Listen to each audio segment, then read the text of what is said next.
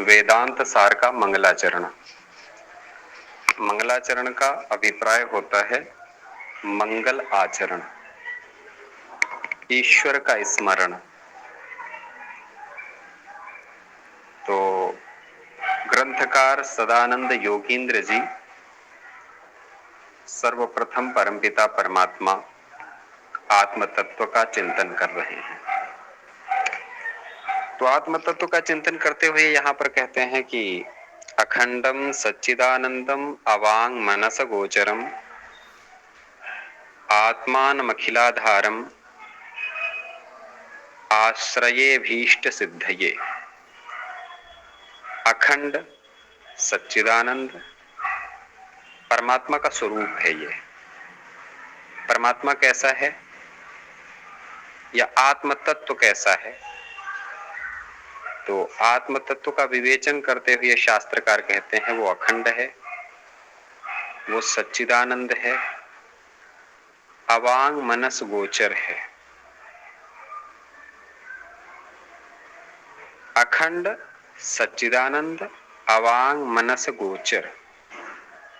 तो कैसा कैसे रूप बता रहे हैं? अखंड का मतलब क्या होता है? जो खंडित ना हो, न खंडः अखंडः, जो खंडित ना हो उसको अखंड कहते हैं। अखंड का दूसरा अर्थ हो जाएगा व्यापक, सर्वव्यापी है, जो सर्वत्र विद्यमान है, जिसकी मौजूदगी हर जगह पर है, तो उसको हम यहां पर कहते हैं अखंड। और दूसरा शब्द है सच्चिदानंद। सच्चिदानंद का अगर हम विभाजन करते हैं तो सत, चित और आनंद शब्द आएगा। हमने पहले कहा था कि सत का मतलब क्या है, चित का मतलब क्या है, आनंद का मतलब क्या है। कल हम थोड़ा सा जाने थे सत क्या है। सत का मतलब होता है जिसकी सत्ता तीनों कालों में मौजूद है, विद्यमान है, जिसकी सत्ता हमेशा विद्यमान रहती है, सर्वत्र विद्यमान रहती है, तो उसको हम सत बोलते हैं। और चित का मतलब क्या है, आनंद का मतलब क्या है, उसको हम जानते हैं। तो ऐसा तो कोई है नहीं जिसकी सत्ता तीनों कालों में विद्यमान रहे, तो वो एक ही सत्ता है, वो है आत्म तत्व, वो है ब्रह्म। सत, चित और आनंद, सत्ता, चेतना और आनंद। चित का मतलब चेतना होता है, चित का मतलब ज्ञान भी होता है, चित का मतलब चेतना, चित का मतलब ज्ञान। तो सत, चित और आनंद। अब यहां पर है क्या? सच्चित आनंद के स्वरूप को समझने के लिए अगर हम देखें तो हमारे यहां शास्त्रों ने सत्य जिसको कहा है उसको सत्य भी कहा है। सत्य ही सत्य है। तो सत्य कौन है? सत्य, सत्य का मतलब सब कुछ तो समाप्त होने वाला है, लेकिन कोई तो है जो हमेशा विद्यमान रहने वाला है, उसको सत्य कहते हैं। एक भजन था, बड़ा प्रसिद्ध भजन था, ये जग रूठा, ये जग झूठा, जगत व्यवहार हैं झूठे, करके एक हिंदी का भजन था, बड़ा प्यारा भजन। तो उसमें एक चीज कही जाती थी, सब कुछ झूठा है। अभी हम जब शंकराचार्य जी के द्वारा रचित ये निर्वाण षटकम सुन रहे थे, तो इसमें भी बार बार एक बात कही जा रही थी कि मैं क्या हूं क्या नहीं हूं। तो वो एक चीज स्पष्ट कर देते हैं कि ना तो मैं जीव हूं, ना मैं शरीर हूं, ना मैं आंख हूं, ना मैं नेत्र हूं, मैं कुछ भी नहीं हूं। तो हूं क्या? तो लास्ट में एक बात कही जाती है, चिदानंद रूपः शिवोहम शिवोहम। तो वो सच्चिदानंद स्वरूप शिव हूं मैं, ऐसा वहां पर बार बार एक बात को दोहराया जा रहा है। तो यहां पर जो बात आती है सत्य, सत का मतलब सत्य। सत्य क्या है? तो तैत्तिरीयोपनिषद की एक बड़ी प्यारी पंक्ति है, सत्यम ज्ञानम अनंतम ब्रह्म। ब्रह्म जो है वो सत्य है, और जो सत्य है वो ज्ञान स्वरूप ही है। सत्यम ज्ञानम अनंतम ब्रह्म। ब्रह्म कैसा है? परमात्मा कैसा है? ईश्वर कैसा है? तो उसका विवेचन करते हुए शास्त्रकार यहां कहता है, परमात्मा सत्य है, परमात्मा ज्ञान स्वरूप है, परमात्मा अनंत है। सत्यम ज्ञानम अनंतम कौन? ब्रह्म। ब्रह्म को ही परमात्मा कह रहे हैं। जो परमात्मा है वो सत्य स्वरूप है, ज्ञान स्वरूप है, अनंत है। अनंत का मतलब हम अखंड कह सकते हैं, अखंड है, अनंत है। तो विज्ञानमानंदम ब्रह्म, ज्ञानम आनंद, विज्ञानम आनंदम ब्रह्म। ब्रह्म कैसा है? बृहदारण्यकोपनिषद की पंक्ति है, परमात्मा विज्ञान स्वरूप है, आनंद स्वरूप है। तो यहां जो शब्द आया है चित्त, चित्त का मतलब होता है चेतना, चित्त का मतलब होता है ज्ञान। तो ये जो परमात्मा है वो ज्ञान स्वरूप है और चेतना स्वरूप है। चेतना वस्तुतः ज्ञान ही है। चेतना का मतलब ज्ञान, चेतना कह लो या ज्ञान कह लो, भाव एक ही है दोनों का। तो वो चित्त हो गया। तीसरा है आनंद। परमपिता परमात्मा आनंद स्वरूप है।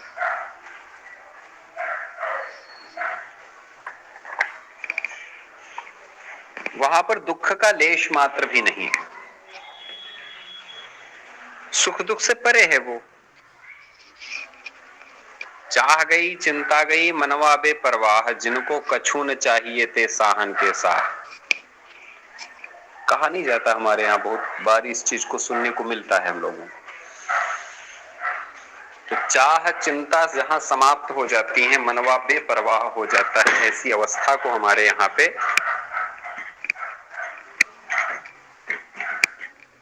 आनंद की अवस्था कहा जाता है। कुछ नहीं चाहिए, बिल्कुल तसल्ली से हैं। तो ये अवस्था है आनंद की अवस्था। ये किस में हो सकता है? सिर्फ परमपिता परमात्मा में हो सकता है, और किसी में नहीं संभव है ये। तो ये ब्रह्म में घटित होता है। तो परमात्मा सत्स्वरूप है, परमात्मा चित स्वरूप है, परमात्मा आनंद स्वरूप है। अगर परमात्मा सत ना होता तो सृष्टि संभव नहीं थी, सृष्टि नहीं हो सकती थी। परमात्मा चित्त ना होता तो, चैतन्य स्वरूप ना होता तो इस सारा का सारा जगत होता ही नहीं, कुछ नहीं होता। तो परमात्मा सच्चिदानंद स्वरूप, इसीलिए उसको कहा गया। तीसरा शब्द आया है, उसको जाना कैसे जाएगा भाई?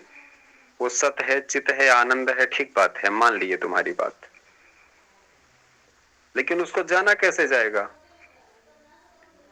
तो यहां कहते हैं अवांग मनस गोचरम।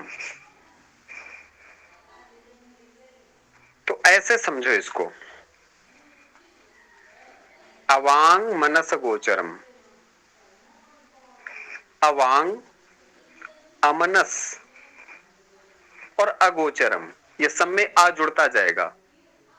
जब अलग अलग करेंगे, अवांग, अमनस, अगोचरम। अवांग मनस गोचरम, वाक्च मनश्च वांग मनसे तयोः गोचरः इति वांग मनस गोचरः। ये इसका वो होता है, न वांग मनस गोचर इति अवांग मनस गोचर। तम आत्मानम, ये इसका पद विग्रह है। तो जो वाक्चा मनश्चा वांग मनसे तयोः गोचरः, जो वाणी से जाना जा सके, मन से जाना जा सके, उसको कहते हैं वांग मनस गोचर। और जो न वाणी से मान जाना जा सके न मन से जाना जा सके, उसको कहते अवांग मनस गोचर।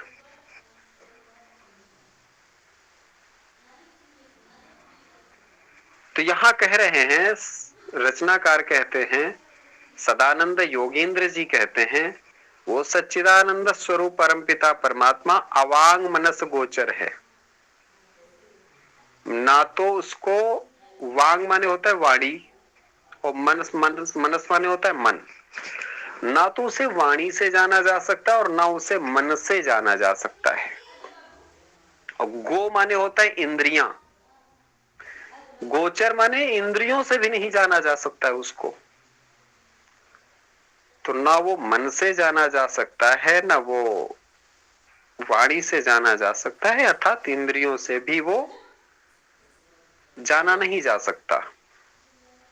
इसीलिए तो उनको कहा गया नेति नेति, कहा वेद पुराण ब्रह्म, उसको बृहदारण्यकोपनिषद की पंक्ति है नेति नेति, उसको जाना नहीं जा सकता। इतना ही, ना इति, ना इत, इतना ही नहीं है, ऐसा ही नहीं है, उसका स्वरूप विवेचन कोई नहीं कर सकता। तो उसको कौन बता सकता है कि ऐसा है परमात्मा? कोई नहीं बता सकता। किसी की मजाल नहीं परमात्मा का विवेचन कर सके हूबहू वैसा का वैसा। यतो वाचो निवर्तन्ते अप्राप्य मनसा सह,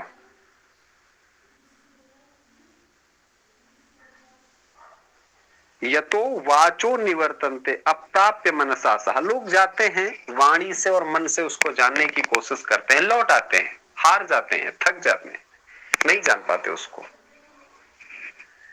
वो उतने तक ही पर्याप्त नहीं है, उतने से ही नहीं जाना जा सकता। तो अर्थात इसमें एक ये विशेषण हो गया परमात्मा का कि वो अवांग मनस गोचर है, ना उसको वाणी से ना उसको मन से जाना जा सकता है, इसलिए उसको कहते हैं अवांग मनस गोचर। नैव वाचा न मनसा प्राप्तुं शक्यो न चक्षुषा, न वाणी से न मन से, और उसको पाया नहीं जा सकता है, उसको देखा नहीं जा सकता, उसको महसूस नहीं किया जा सकता है आंखों से।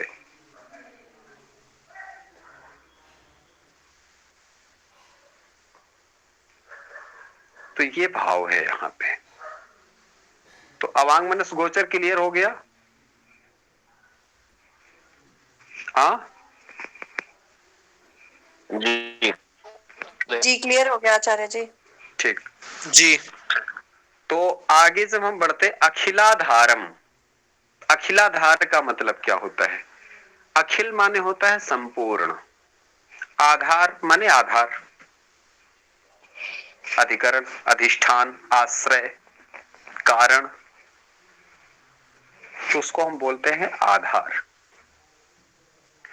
तो यहां कहते अखिलाधारम।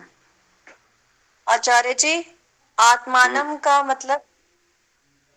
अभी हम पहुंचे कहां आत्मानम पर? अच्छा मुझे लगा अखिलाधारम पे पहुंच गए। आत्मानम को सबसे लास्ट में बताएंगे, ठीक है। अखंडम सच्चिदानंदम अवांग मनस गोचरम अखिलाधारम आत्मानम अभीष्ट सिद्धये आश्रय, ऐसे इसका अर्थ होता है। इसको हमारे यहाँ अन्वय बोलते हैं, संस्कृत में अन्वय होता है। अन्वय की प्रक्रिया माने कर्ता कर्म करण कहाँ कहाँ रखना है, उस हिसाब से अर्थ निकाला जाता है। तो यहाँ पर सबसे पहले हम अखंडम सच्चिदानंदम अवांग मनस गोचरम अखिलाधारम आत्मानम अभीष्ट सिद्धये आश्रये। तो यहां पर आ गया अखिलाधारम। अखिलाधारम का मतलब अखिल आधार, अखिल का आधार। अखिल में कौन आएगा? अखिल आकाश, संपूर्ण जगत, भूमि, हाँ संपूर्ण जगत, सृष्टि, सारी की चर सारी मतलब, सृष्टि, चर हाँ अचर जितना भी जगत है, जड़ चेतनमय जीव जत, जितना भी जड़ चेतनमय जगत दिखाई दे रहा है, जो समग्र का आधार है, इसको कहते हैं अखिलाधार। अखिलस्य आधारः। अखिल का मतलब आकाशादि प्रपंच। आकाशादि प्रपंच माने आकाश, भूमि, पाताल इत्यादि जो प्रपंच है, जो जगत है, वो जो दिखाई दे रहा है हमको, जो नहीं भी दिखाई दे रहा है, सारे के सारे जगत का जो आधार है, उसको हम बोलते हैं अखिलाधार, अधिष्ठान। कारण भी कह सकते हैं, अखिलाधार को कारण भी कहते हैं, आधार को कारण भी कहा जाता है। कारण, तो उसको अखिलाधार कहा जा रहा है। तो कारण दो प्रकार के होते हैं ना। कारण, कारण का मतलब हो गया, एक होता है निमित्त कारण, एक होता है उपादान कारण। निमित्त कारण और उपादान कारण, ये दो कारण होते हैं, निमित्त और उपादान। तो निमित्त कारण और उपादान कारण मैंने वैसे पढ़ाया था उपनिषद की क्लास में, और भी पहले भी गीता इत्यादि में भी बताया जा चुका है। कोई बताएगा निमित्त और उपादान, माता जी को छोड़ के?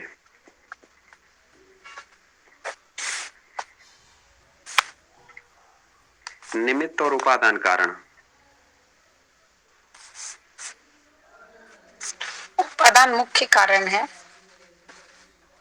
और निमित्त कारण बहुत सारे हो सकते हैं।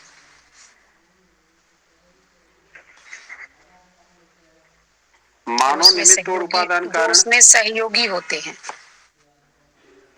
मानो निमित्त और उपादान कारण बताओगे? आचार्य की याद नहीं है। उदाहरण से बता दीजिए, घड़े का उदाहरण दे दीजिए। जी आप बता दीजिए, मैंने तो क्लास पहले बार अटेंड कर रही हूँ, मुझे बता दीजिए। निमित्त और उपादान। निमित्त का मतलब होता है, एक तो ऐसे होता है ना निमित्त और उपादान। उपादान का मतलब जिससे संरचना हो वो कारण, और जिससे संरचना हो वो कारण। माने निर्मित, निर्माण वस्तु और निर्माता, निमित्त और उपादान। उदाहरण के लिए मिट्टी का घड़ा है। मिट्टी का घड़ा किससे बनता है? मिट्टी से बनता है। तो मिट्टी से बनता है घड़ा, तो मिट्टी यहां पर कौन सा कारण हो गई? उपादान उपादान कारण हो गई, क्योंकि मिट्टी बन रही, मिट्टी से घड़ा बन रहा है, तो उपादान माने से निर्मिति हो रही है।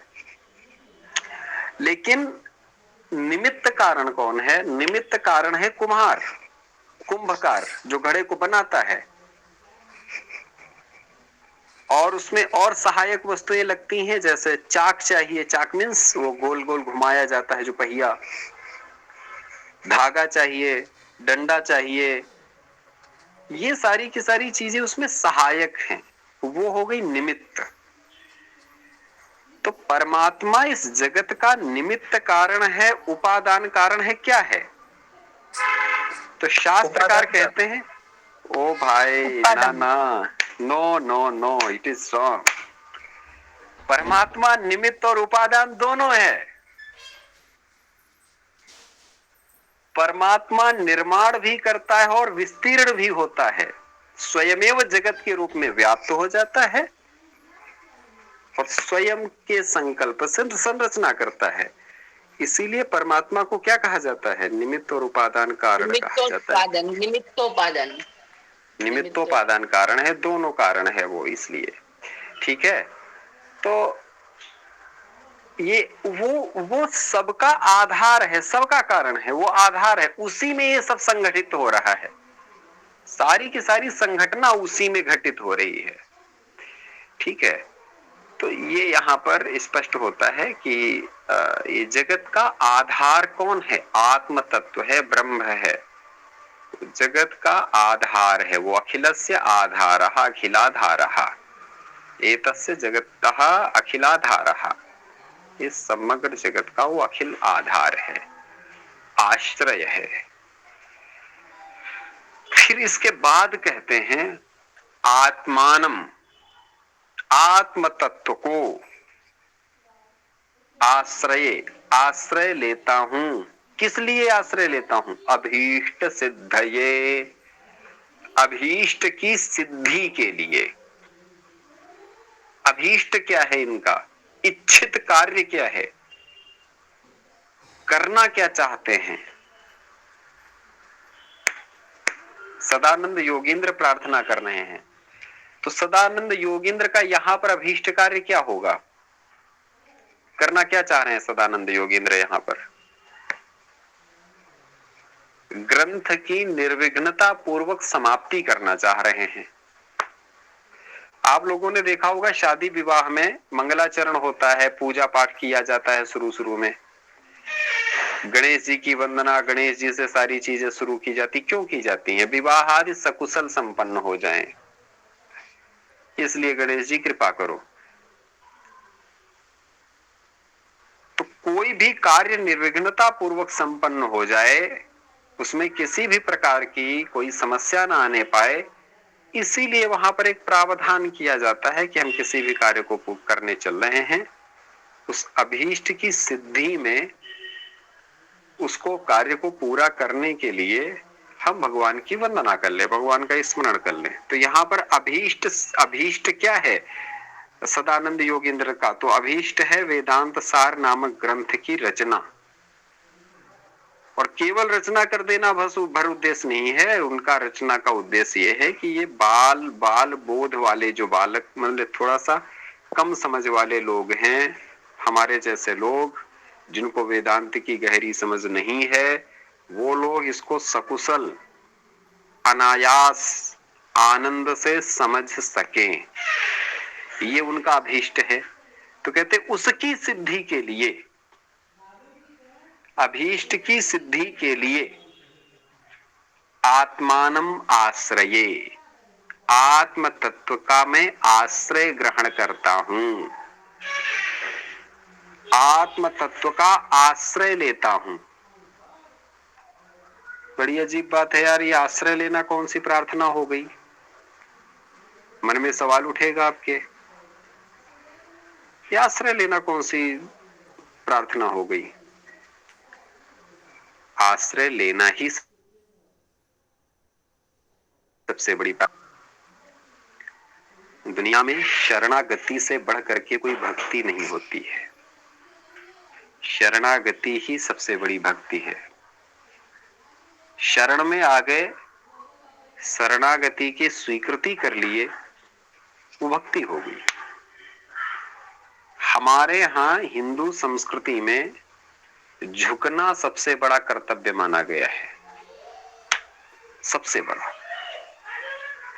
अगर आप विनम्र हो गए, आप प्रणाम मुद्रा में आ गए, आप प्रणति भाव ले आए, शरणागति का भाव ले आए, तो इससे बढ़कर के कुछ नहीं है। ये ईश्वर के सम्मुख, गुरु के सम्मुख करने का हमारे यहाँ शास्त्र आदेश देते हैं, उपदेश देते हैं।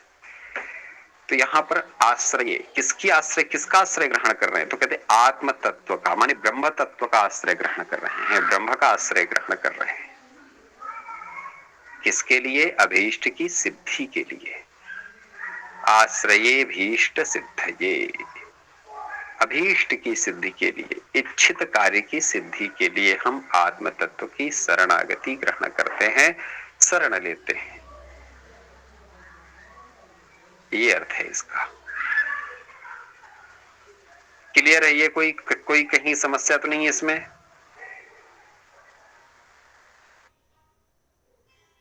हाँ, ठीक है आचार्य जी। बहुत लंबा ना हो गुरुदेव, थोड़ा आत्म तत्व का थोड़ा सा विवेचन कर दे, अगर बहुत लंबा ना हो रहा हो तो। बिल्कुल बिल्कुल, अरे बिल्कुल भाई साहब। हमारे यहाँ एक चीज ऐसे समझ के चलो, बहुत आसान भाषा में। शंकराचार्य जी की एक पंक्ति है, जीवो ब्रह्मैव ना परः। क्या है? जीवो ब्रह्मैव ना परः। और एक महावाक्य है, अयमात्मा ब्रह्म। क्या है?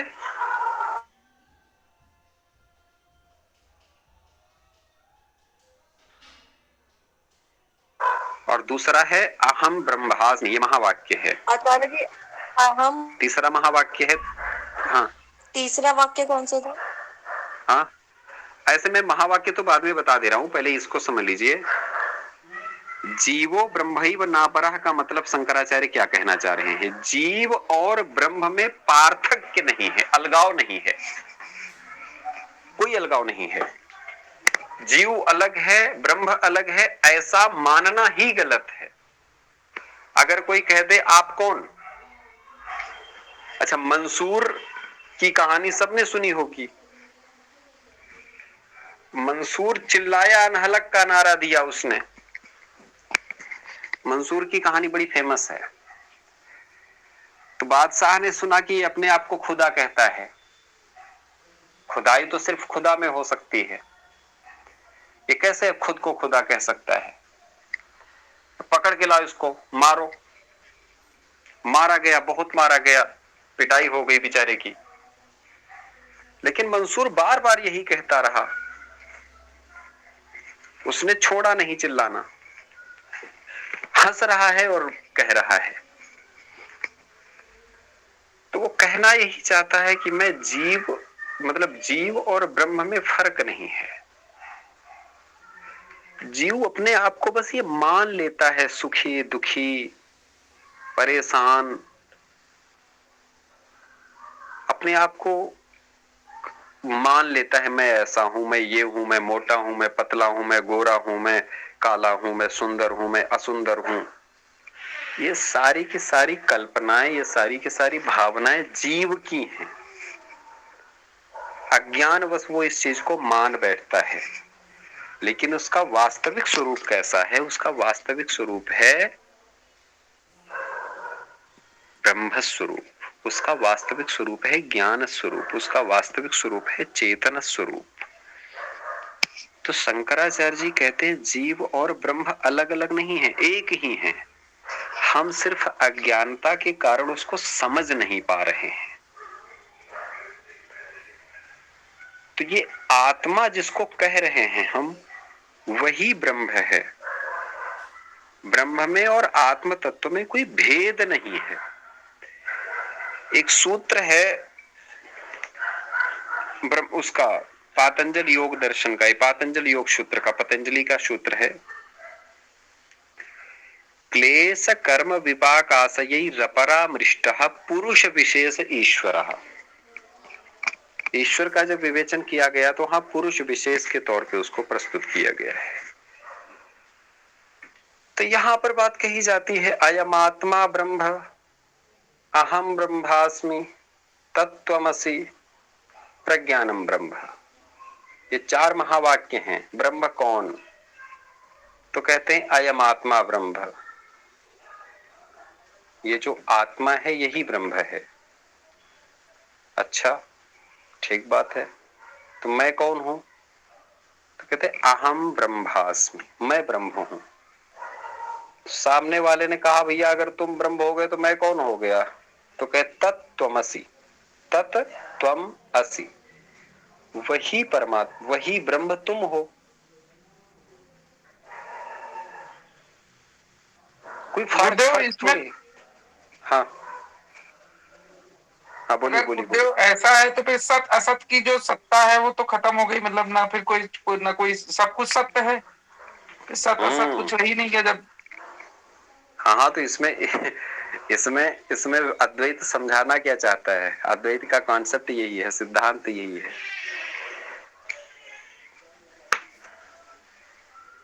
वो सत असत में हम आगे आएंगे, आगे इसमें वेदांत सार में ही समझाया जाएगा सत असत क्या है। अभी तो हम इतना समझ लें कि यहाँ पर ब्रह्म का मतलब क्या है। तो आगे हम चलेंगे जैसे जैसे क्रमशः ये सारे प्रश्नों के उत्तर आपको मिलते चलेंगे। इन्हीं छोटे छोटे प्रश्नों का उत्तर ही है वेदांत सार। ठीक है। तो यहाँ पर जो बात कही जा रही है ब्रह्म का मतलब आत्म तत्व का मतलब यहाँ ब्रह्म से ही लेना देना है। ब्रह्म ही आत्म तत्व है। जगत प्रपंच की सृष्टि स्थिति और संहार को सृष्टा, पालक, संहारक, यह श्रुति के अनुसार उनको माना जाता है। तो उन समस्त क्रियाकलापों का जो दृष्टा है वो ब्रह्म है। तो ये ब्रह्म का स्वरूप विवेचन किया गया है। और कोई सवाल? किसी को कुछ कहना है? चलिए एक बार स्पष्टता एक बार फटाफट देखते चलिए क्या क्या इसका भाव है। अखंडम माने जिसका कोई खंड नहीं होता, माने जो व्यापक है, सर्वत्र विद्यमान है, जिसकी सत्ता सर्वत्र विद्यमान है, वो अखंड है। सच्चिदानंद सच्चित आनंद स्वरूप है, जिस और अवांग मनस गोचर, जो जिसको न वाणी से जाना जा सकता है, न मन से जाना जा सकता है, अर्थात जो इंद्रियों से नहीं जाना जा सकता, वो हो गया अवांग मनस गोचर। अखिलाधार समस्त जगत का आधार जो है, समस्त सृष्टि का, जगत प्रपंच का जो आधार है, उस आत्म तत्व की अभीष्ट की सिद्धि के लिए हम आश्रय ग्रहण करते हैं, उसका आश्रय लेते हैं, उसकी शरण लेते हैं। तो शरण ली जा रही है। शरणागति भी एक प्रार्थना है, एक भाव है। तो यहां पर शरणागति ली जा रही है। तो इसमें कोई तो समस्या है नहीं? नहीं गुरुदेव। पक्का? नहीं जी। दूसरा श्लोक जो इसका है, अर्थतोप्यद्वयानंदानतीत द्वैत भानतः गुरु नाराध्य वेदांत सारम वक्षे यथामति। इसको हम आपको भेज रहे हैं ग्रुप में, ठीक है? और इसलिए इसका हमने लिख के नहीं भेजा था, लिख के कल भेज देंगे। तो एक सेकंड लाइन पे सब लोग देखते रहिए, ग्रुप में आ जाएगा। ये जो श्लोक है, इसमें पहले तो सदानंद योगींद्र ने प्रार्थना की पर ब्रह्म परमात्मा की। अब दूसरे में प्रार्थना कर रहे हैं सदानंद योगींद्र अपने गुरु की। ये देखिए श्लोक आ गया। जी। अर्थतोप्यद्वयानंदानतीत द्वैत भानतः, अर्थतोप्यद्वयानंदानतीत द्वैत भानतः गुरुनाराध्य वेदांत सारम वक्षे यथामतिः। यहां कहते हैं अर्थतोप्यद्वयानंदानतीत द्वैत भानतः, अर्थतो अपि अद्वयानंदान। अलग अलग करेंगे तो हो जाएगा अर्थतः अपि अद्वयानंदान अतीत द्वैत भानतः गुरून् आराध्य वेदांत सारम वक्षे यथामतिः। पानी ले गुरुदेव स्क्रीन शेयर नहीं हो रहा है, वो वाला नया वाला। मानो स्क्रीन शेयर कर दो इसको। आचार्य जी व्हाट्सएप चल नहीं रहा है मेरा ना लैपटॉप पे। आ गया व्हाट्सएप पे, तो आ गया वैसे। चलिए ठीक है, इसको देखिए। अर्थतोप्यद्वयानंदानतीत द्वैत भानतः, इसको अलग अलग करेंगे तो हो जाएगा अर्थतः अपि अद्वयानंदान अतीत द्वैत भानतः। ये गुरु की वंदना है। इनके गुरु का नाम क्या है? यहां अद्वयानंद। कहे महाराज गुरु का नाम केवल नाम ही से वो अद्वयानंद नहीं है, तो कहे कैसे हैं तुम्हारे गुरु? चेला अपन बता रहा है कि हमारी क्षमता कैसी है, तो कहता है सुनो, अर्थतः अपि अद्वयानंद है वो। मतलब जैसा नाम वैसा गुण है उनका। अर्थतोप्यद्वयानंदान, वो अर्थ से भी अद्वयानंद हैं।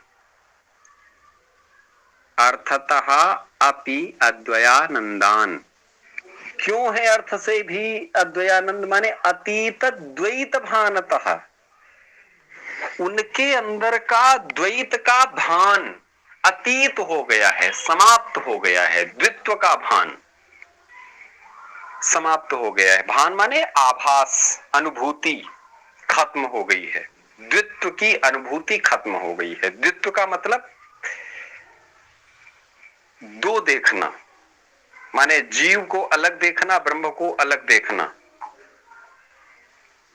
ये जो द्वित्व है वो उनके अंदर से समाप्त हो गया है। सुख को महसूस करना, दुख को महसूस करना, हानि को महसूस करना, लाभ को महसूस करना, जय को महसूस करना, पराजय को महसूस करना, ये द्वंद्व कहलाता है। ये क्या कहलाता है? द्वंद्व। लेकिन जीव मैं नहीं हूं, मैं जीव हूं, वो जगत है, वो जगदीश है, सबको अलग अलग देखना, ये द्वित्व कहलाता है। द्वित्व। तो सदानंद कहते हैं कि मेरे गुरु का क्या हो गया है? अतीत माने समाप्त हो गया। क्या? द्वैत का भान, द्वैत का ज्ञान, द्वैत की अनुभूति। उनकी द्वैत की अनुभूति समाप्त हो गई है, इसलिए अर्थतः अपि अद्वयानंदान, वो अर्थ से भी अद्वयानंद हैं।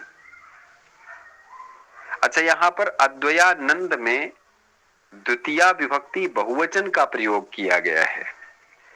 प्रायः एक कॉन्सेप्ट अपने यहाँ एक नियम है ना कि जब बड़े बुजुर्ग होते हैं उनको बहुवचन में याद किया जाता है। बहुवचन में, जैसे बहुवचन में कैसे याद करते हैं? पिताजी, आप पिताजी आए थे, आते हैं। हाँ। तो ये जो बोला गया शब्द तो बहुवचन में बोला गया, तो यहाँ पर गुरुजी इनके हैं, तो गुरुजी में द्वितीया विभक्ति में बहुवचन का प्रयोग किया है। एक तो ये होता है कि उन्होंने सम्मान में द्वितीया बहुवचन का यूज किया, लेकिन दूसरा और प्रयोजन है कि हो सकता है ये कहना ये चाह रहे हैं कि मेरे जितने भी गुरु हुए, जिनका द्वैत समाप्त हो गया, ऐसे महान गुरु जो अर्थ से भी अद्वयानंद थे, ऐसे गुरुओं को मैं प्रणाम कर रहा हूं। तो इसलिए आगे कहते गुरून्, माने गुरुओं को आराध्य, गुरु नाराध्य वेदांत सारम वक्षे यथामति। कहते ऐसे गुरुओं को, गुरून् माने गुरुओं को आराध्य वेदांत सारम वक्षे यथामति। देखो कह तो दिए यथामति, लेकिन पहले बता दिए कि सुन लो बात, एक बात ठीक से। क्या? अतीत द्वैत भानतः मेरे गुरुजी रहे हैं। द्वैतस्य भानम, द्वैत भानम अतीतम, माने जिनके अंदर का भेद ज्ञान, भेद प्रतीति समाप्त हो गई है, वो अतीत द्वैत भान वाले मेरे गुरुजी।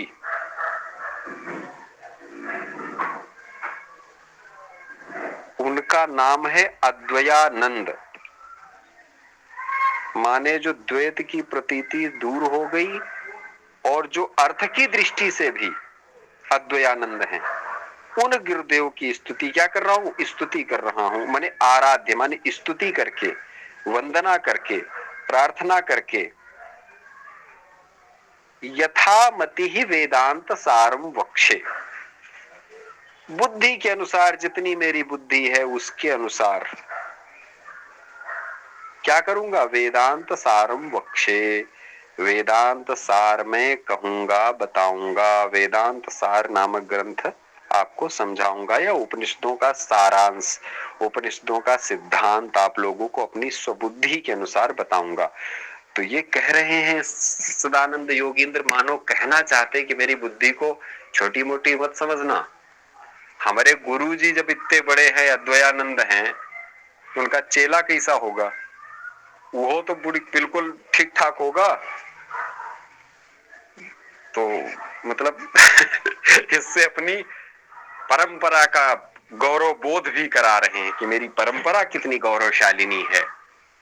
ठीक है, तो अर्थतोप्यद्वयानंदानतीत द्वैत भानतः गुरून् आराध्य वेदांत सारम वक्ष्ये यथामति। वक्ष्य माने बताता हूँ, यथामति माने अपनी बुद्धि के अनुसार, वेदांत सारम माने उपनिषदों के सारांश को, सिद्धांत को, गुरून् आराध्य माने गुरु की आराधना करके, गुरु की उपासना करके, गुरु को प्रणाम करके, अर्थतः अपि माने अर्थ से भी, अद्वयानंदान माने जो अद्वयानंद हैं, अतीत द्वैत भानता है जिनके अंदर द्वैत का भान, द्वैत की प्रतीति, द्वैत का भेद समाप्त हो गया है।